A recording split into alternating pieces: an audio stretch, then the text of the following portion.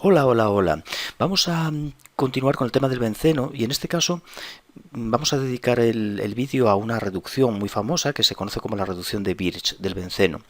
Me queda ya poco para terminar. Veremos, los vídeos siguientes serán de la sustitución nucleófila aromática, adición, eliminación y eliminación, adición, y después un poco del fenol y lo vamos a dejar ya la teoría del benceno. La reducción de Birch, vamos con ella. ¿Qué consigue hacer Birch? Bueno, pues convierte el benceno, lo reduce a un 1,4-ciclohexadieno. Nos forma, partiendo de benceno, un 1,4-ciclohexadieno, rompiendo la aromaticidad del benceno. ¿Qué reactivos emplea? Usa un alcalino, generalmente litio o sodio, indistintamente, en amoníaco líquido y con etanol. Esto hace que entren dos hidrógenos, aquí y aquí, aparte de los dos que ya tenía, es decir, se forman dos CH2 y nos deja dos dobles enlaces que quedan siempre a lados opuestos, es decir, paralelos entre sí. Bien, vamos a ver el mecanismo de Birch. Bueno, partimos del benceno y el sodio se oxida muy fácilmente, de manera que actúa como reductor. Pasa sodio más, libera un electrón al medio, el amoníaco líquido contribuye a estabilizar ese electrón solvatándolo y va a unirse a un carbono del benceno, va a entrar en un carbono del benceno ese electrón. Si por ejemplo lo metemos en este carbono de arriba, el electrón, debemos mover los enlaces para que queden lo más alejados posibles, para que la carga negativa que se genere quede lo más alejada posible. Porque cuando introducimos en un carbono un electrón, el enlace vecino, tenemos que moverlo, porque si no quedarían 9 electrones en ese carbono y no puede ser. No tiene orbitales para acomodarlos. Así que no queda otra que mover el enlace contiguo a par solitario. Si lo dejamos aquí en este carbono, nos va a quedar en este un radical y en este un carbanión, que quedan cercanos, muy cercanos, y por tanto se repelen.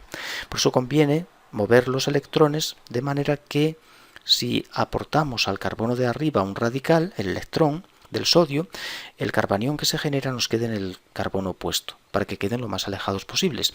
Así obtenemos un intermedio que se conoce como un anión radical. Es un anión radical, el intermedio formado. Y este anión radical ahora se protona con el etanol. El etanol que ponemos en el medio cede su hidrógeno al carbanión y así protonamos la molécula. Aquí nos sigue quedando un radical que un átomo más de sodio se vuelve a reducir a sodio más, liberando otro electrón y convirtiendo ese radical en carbanión. Ese carbanión vuelve a protonarse de nuevo con el etanol.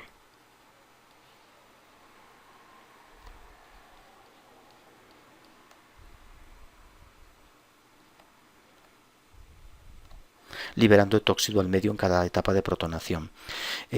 ¿Por qué quedan los dobles enlaces alejados, paralelos? Es para lograr la mayor estabilidad en el intermedio, en el anión radical. Si dejamos el anión y el radical en posiciones vecinas, hay repulsión.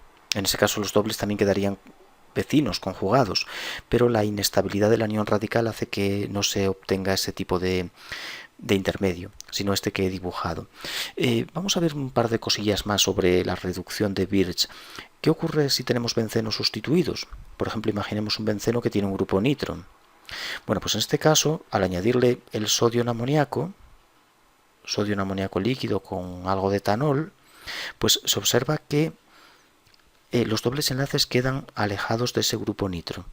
Se colocan de esta forma, pero no contiguos a él, no queda ninguno contiguo al grupo nitro.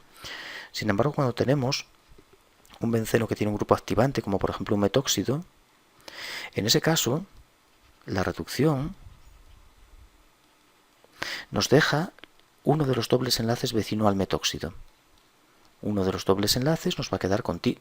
Vaya, vamos a ver, me estoy pasando con los dobles enlaces. Uno de ellos queda contiguo al metóxido y el otro siempre paralelo.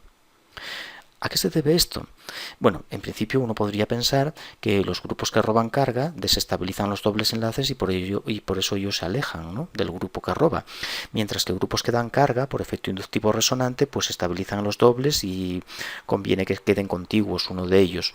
Pero no es esa, la realidad no es esa, no es la razón por la que ocurre esto, sino que la razón está en la estabilidad del anión radical que se forma.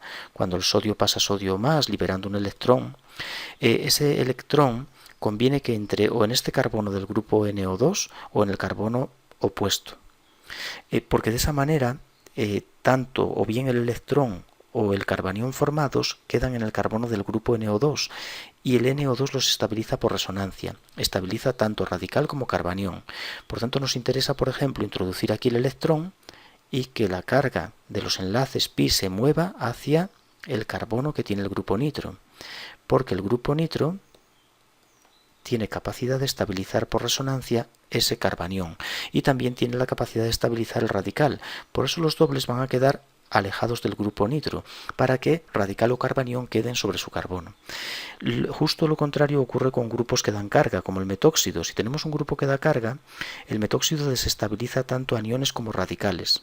Estabiliza tanto el anión como el radical, y debido a eso, pues el electrón generado no debemos meterlo ni en el carbono del metóxido ni en el lado opuesto. Tendría que entrar, por ejemplo, aquí en este carbono. Si lo metemos aquí, una opción sería en este carbono o en este. Si metemos aquí el electrón, los enlaces se mueven para alejar el carbanión de ese electrón. Y nos encontramos con esta situación. Aquí un doble, aquí el electrón que hemos introducido procedente del sodio, ahí el carbanión y aquí el otro doble. Como podemos ver, para que el electrón, o sea el radical y el carbanión no queden sobre el carbono del metóxido, pues no queda más remedio que dejar un doble enlace vecino al metóxido.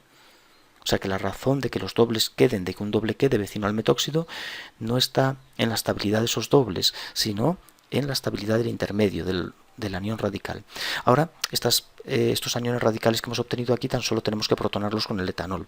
Eso, ya nada más protonamos con el etanol el carbanión, y después aportamos un segundo electrón aquí al radical para convertirlo en carbanión y lo volvemos a protonar. Mecanismo idéntico al de arriba. Bueno, pues entonces vamos a dejar aquí la reducción de Birch, una reacción que puede interesarnos. Por ejemplo, si queremos hacer que el benceno participe, no sé, en una Diels-Alder como dienófilo, pues podemos hacerle una Birch y nos deja dos dobles enlaces que podrían participar en reacciones de Diels-Alder pues con un dieno. Pueden participar dos veces porque puede actuar, como tiene dos dobles enlaces, es un dienófilo. Es un dienófilo doble, ¿no? Entonces puede reaccionar con dos dienos para formar una molécula con 3 ciclos. Y bueno, hay numerosas situaciones en las que puede ser interesante esta reducción. Bien, pues ahora en el siguiente vídeo, en el 18, vamos a ver la sustitución nucleófila aromática, la de adición-eliminación.